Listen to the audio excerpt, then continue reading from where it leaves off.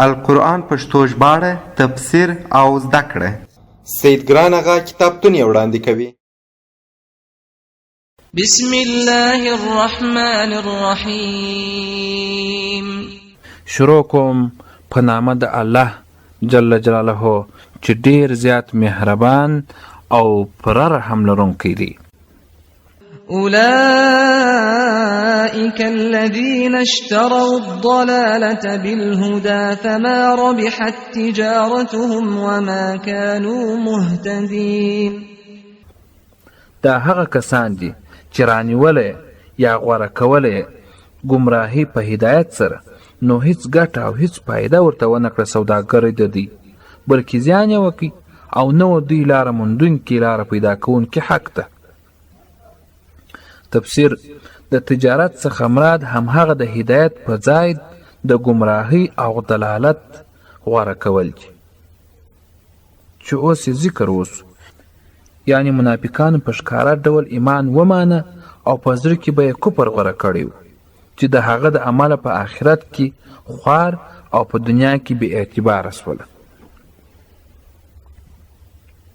مثلهم كمثل الذي استوقد نارا فلما أضاءت ما حوله ذهب الله بنورهم وتركهم في ظلمات لا يبصرون. مثال د منافقانو په نفاق کې په شان د مثال د هغه چا دی چې بل کړی وي اور په توپو تورو تیارو کې، نو کله چې روښانه کې دغه اور هغه ځایونه چې چار چاپیره شاوخوا د هغه دي چې هغه روښانه کې، نو الله جل جلاله د دې رڼا مړه کړي او پرېږدي دوی په تیارو کې، په دې حال کې چې هیڅ هم دغه خلک نه ویني.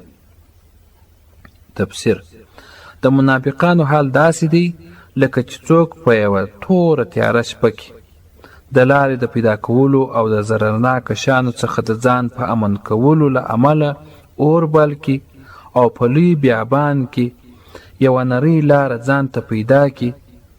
کله چې په رڼا کې لاره وښکاره سي، نو الله تعالی جل جلاله هغه رڼا هم ځینې مړه کړي، بنده کړي، ایسته کړي، او هغه په همهغه تور تیاره شپه او د ډاګ میدان کې وچ کلک ولاړ وي او هیڅ شی الله جل جلاله نو ښکاروي.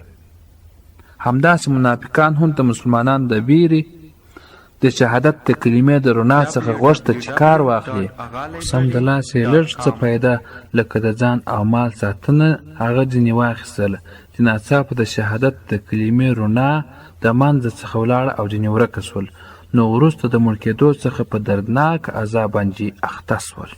صم بكم عمي فهم لا يرجعون. دوی کاڼه دي، ګونګیان دي، ړانده دي، نو بیرته نه راګرځي دوی د ګمراهۍ څخه.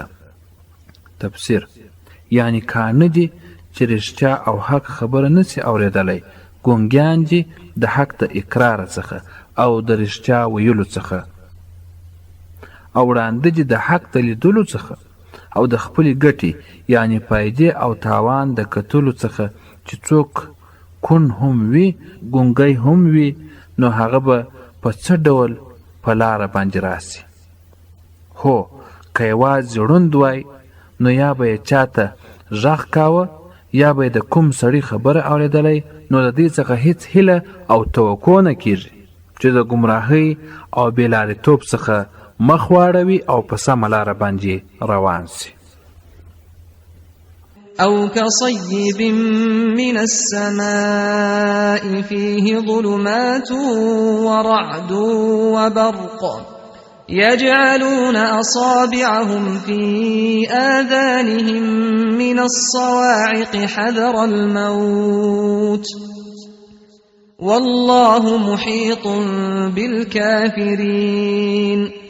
یا مثال د دوی په شان د صاحبانو د زورور غټ څاڅکي باران دی چې اوري د طرفه څخه د اسمان، چې په دې کې تیارې وي، تندر وي او برېښنا وي، نو ننباسو دوی ګوچې خپلې په غوږونو خپلو کې د عمله د سخت اواز، د تندرونو د بیرې، د مرګه او الله جل جلاله احاطه کوونکی دی په کافرانو په علم او قدرت خپل سره.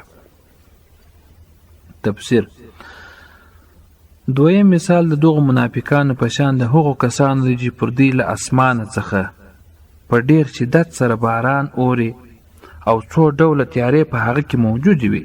همداسې منافقان هم له یو لوري د خپلو دنیوي اغراضو او مصالحو له امله په یو عجیبه پریشانۍ، بیره او کشمکش کې اخته دي او په خپله چټي تدبیرونو سره د خپلو ځانونو ژغورل یعنی ساتل غواړي، مګر د الله تعالی جل جلاله قدرت د هر لوري کافرانو چارچاپیره نیولي او احاطه کړی دی او د هغه د نیولو او له هغه عذاب څخه به هیڅ ډول نشي خلاصېدای.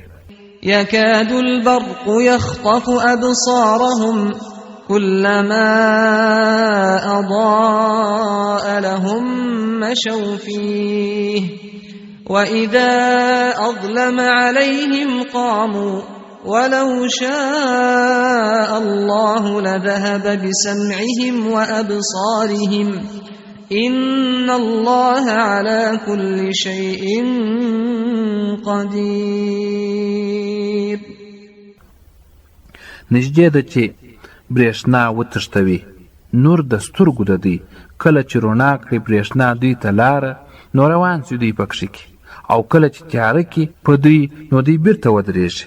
او که اراده کړې وی الله جل جلاله د دوی د کوڼوالي او ړندوالي نو خامخا ظاهر کړی به وی الله جل جلاله ظاهري قوت د اورېدلو د دی او ظاهري قوت د لیدلو د دی.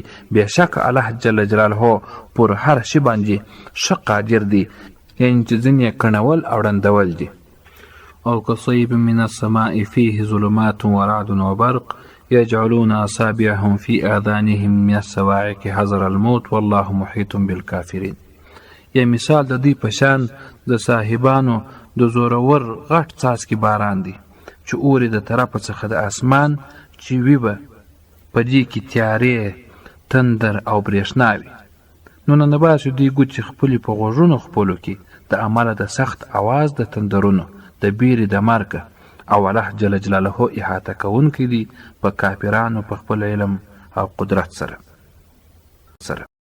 د قرآن کریم د پښتو ژباړې تفسیر او زده کړې لپاره زموږ چینل سبسکرایب کړئ او څنګ ته یې د زنګ پر سویچ باندې کلیک وکړئ.